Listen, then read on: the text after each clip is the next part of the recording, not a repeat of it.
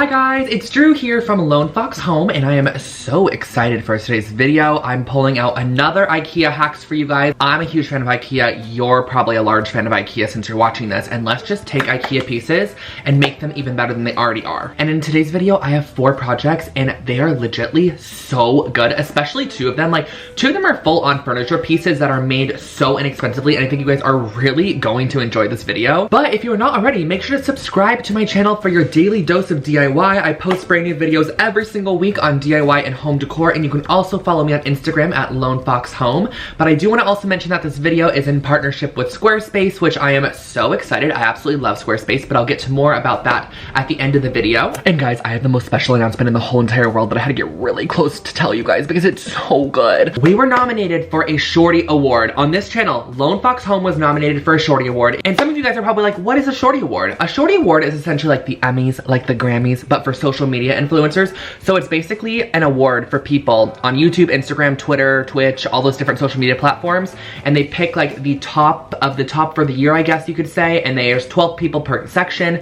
I'm in the house and home category for Lone Fox Home, and you guys, this channel is nominated for an award. So if you would like to vote, please do so. I'm gonna leave the link in the description box below where you can vote for Lone Fox Home, and you can actually vote once per day if you'd like to, and you actually get an additional vote if you do share your vote across social media. So make sure to share once you voted on Twitter or share wherever it allows you to share it, and you'll get additional votes. So I cannot believe this. I think we should definitely try to win this because it would be so fun and fresh. But yeah, after all of that information, I think it is time to get into the actual IKEA hacks. I had to start this video off with a bang, so we are starting off with the Stockholm 2017 round tray, a round mirror, some faux leather fabric, wood blocks, scissors, and E6000 adhesive. So what I'm gonna start off by doing for this project is undoing the mirror and then taking a couple photos in it because that lighting was pretty good. And then I'm going to flip the mirror over, and I'm actually going to be using these little square cubes, which they're just 1x1 square cubes. I'm going to use them kind of as a spacer because I wanted my mirror to be a little bit lifted. So I'm applying E6000, and if you guys are unaware of E6000, it is a very, very strong, like industrial grade adhesive, so it's gonna work great for this project. So I'm using E6000 and putting a ton of these little square spacers on the back of the mirror, just to fill in the space. And then I'm adding a little bit of glue on the opposite side of the already glued on section because I'm essentially going to be flipping this mirror over and gluing it down into the bottom of this wooden tray. And I think this was a perfect DIY to use with this wooden tray because I see so many mirrors created like this, but they're so expensive. So I really wanted to create one on my own, and I think this maybe cost a little under $45 to create, so pretty good price. And I took my faux leather fabric, which I got at Joann's, and I cut it into 3-inch strips, and I cut 2 3-inch strips because I'm actually going to be gluing them together to create 1.5-inch strips. So I'm cutting out these 3-inch strips. I use my ruler to measure and map them out, and you're just going to cut as many as you need to really wrap around the mirror and give you that excess amount of fabric. And I'm using hot glue for this process. I originally was going to use E6000, but all I'm doing is really adhering these together, so there's no need for it to be super strong bond. So I used hot glue just to glue my raw sides of the pleather fabric together. That way we just have leather on the outside, and then the actual part that you kind of can see the white, like the little seam there, that's going to go on the back of the mirror, and then the actual folded over leather portion is going to be on the front of the mirror. So it's going to look really pretty when it's all done. I'm gluing together 2 of the strips so that I have an extra long strip, and I let this just cure overnight. So I left a book on it overnight, and then in the morning time, I brought out that extra long strip and I actually glued it to the outside of the mirror. And you're only going to be gluing it to like maybe 60% of the mirror because there's going to be a hanging element, which you'll see in just a second here, that's going to really finish off the mirror. So I glued it to the bottom, making sure that that layered sort of area that we created prior is at the bottom of the mirror so it's not very noticeable. And then use E6000 all the way up the sides, and my E6000 actually broke doing this, which was so rude. Not allowed at all. You'll actually see it pop in like right here. Yeah, the back side of it just popped open, and I used my finger then to just spread it all around, really get that good cemented layer on there. And I used clothespins until that was fully cured. And then for the top portion, you're just going to pull the strands up, make sure you have a good amount of overlap. That way you can glue the pieces together, sort of like how we did at the bottom there. And again, set a book on top, let it cure. And once it's all completely dry, you could hang your mirror up and it looks like this.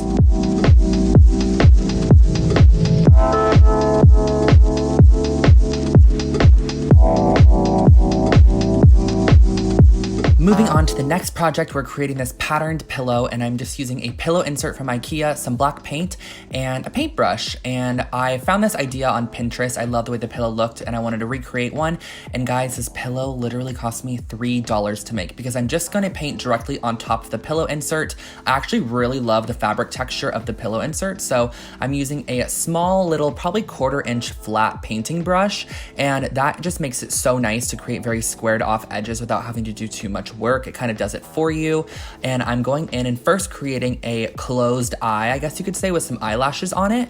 That's the first one I'm going to do. And then I do highly suggest coming up from the bottom and going down from the top because that flat edge of the paintbrush is really going to make a nice clean ending for you, as you can see here. So that's a big tip that I like to use, is just going down from the bottom and up from the top. But to create the open eye, I started by creating a straight line and then doing the top half of the eye. You're going to fill this in completely with black paint.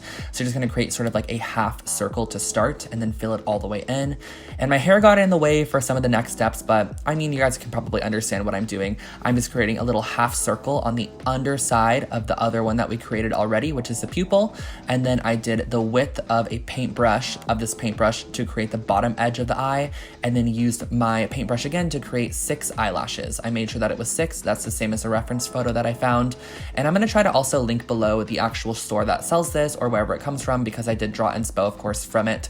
But I thought the organic look of it, hand painted, was really, really nice. And I actually left some sections not fully painted just to almost give like a watercolor effect. I thought it looked really pretty on there. And I just used basic acrylic paint too. I didn't find the need to use fabric paint because this pillow is probably just gonna be decorative for a little bit of time and then I'm gonna toss it. I mean, it was $3. What can you do? And I'm repeating this process. You're just going to create this pattern all the way around the entire pillow, going upwards and downwards. Right now it looks like a kind of a scary face, but once you're all good, it'll be nice and pretty.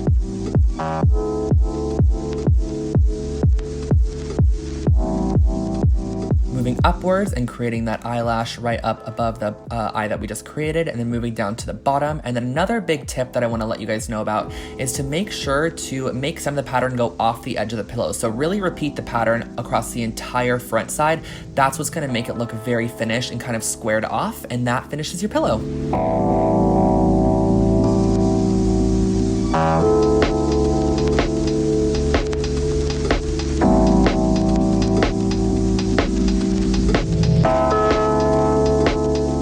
Next up, we're creating this miniature side table / nightstand, and I'm using the Naglig box. I believe that's how you pronounce it. 4 little wooden pieces I found at Michael's craft store and some E6000. And this is what it looks like, Naglig. I'm not 100% sure how to pronounce that. But what you're going to start off by doing is just constructing the crate as shown on the instruction manual. There's just a couple of screws and a couple of longer screws to attach the bottom to it. And it's pretty self-explanatory. I just really created this in probably 10 minutes. It's pretty simple and easy.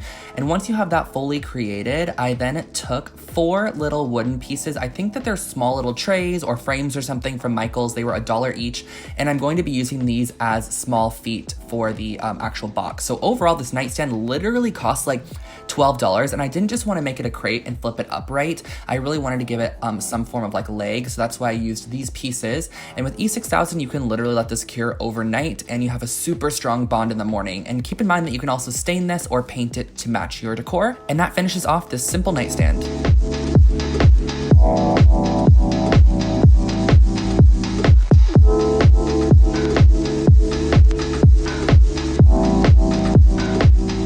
For this last project, we can create the perfect housewarming gift or gift for yourself. I'm using the Putta felt baskets and then also a pair of scissors. So this is just a clippable felt basket that you kind of just like snap together, but I'm actually going to use the fabric from the basket and turn it into little coasters. So what I'm using to start with is a ramekin, and I'm just creating a circle shape, but any circle that you have to create the shape you would like is great, something to trace around. And I'm using scissors to go and cut around the entire circle shape. And I also did include some of those stitching areas because I thought the stitching was actually a nice pretty element. And a tip that I use for cutting out circles is to hold your scissors at the same level, but only move the fabric that you're cutting. So see how my scissors are stuck there the whole time and my fabric's only the one that's moving? That's a great way to cut circles, very nice and clean. And I used a tiny bit of E6000 on the edge of my finger to cement down those little stitching lines so they couldn't pop up or pull out. And that finishes off your coaster set.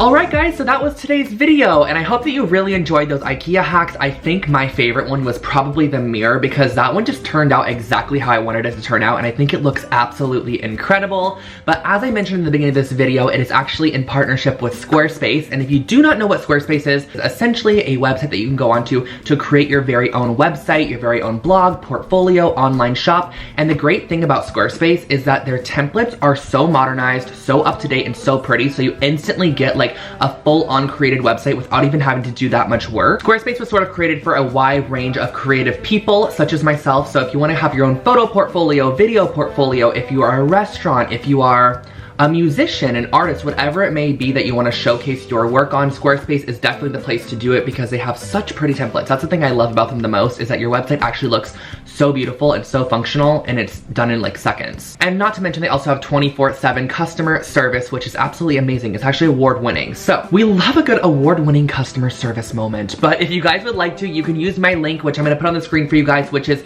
squarespace.com/lonefox, and you can get 10% off your first purchase plus a free trial. So I'm gonna also link that in the description box below in case you are curious and wanna check it out.